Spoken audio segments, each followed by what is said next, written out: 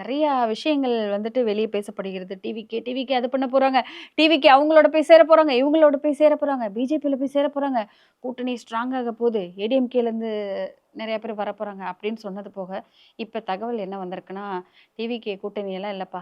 தனியா தான் நிக்க போறாங்க. அப்படிங்கிற ஒரு பேச்சு அடிபட்டிருக்கு. அத எப்படி பார்க்குறீங்க? நான் கடந்த சில மாதங்களுக்கு முன்பாவே சொன்னேன்.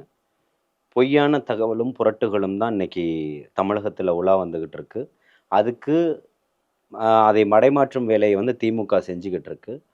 இது வந்து பிஜேபியினுடைய பி டீம்ன்ற போல ஒரு கட்டமைப்புகள உருவாக்கிக்கிட்டு இருக்கு. சிறுபான்மை மக்களினுடைய வாக்குகள சிதறடிக்கணும் அப்படின்றது தான் திமுகவினுடைய பிரதான ஒரு இலக்கா இருக்கு அப்படின்றது எல்லாமே பதிவு செஞ்சேன்.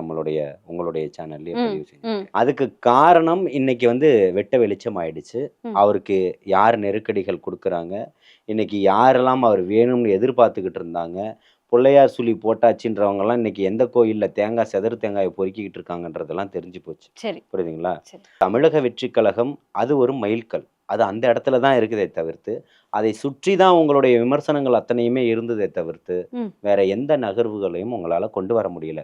நீங்க எத்தனை எத்தனை அடக்குமுறைகளையோ, இல்ல வந்து ஒரு அழுத்தத்தையோ கையாளணும்னு நெனச்சீங்க.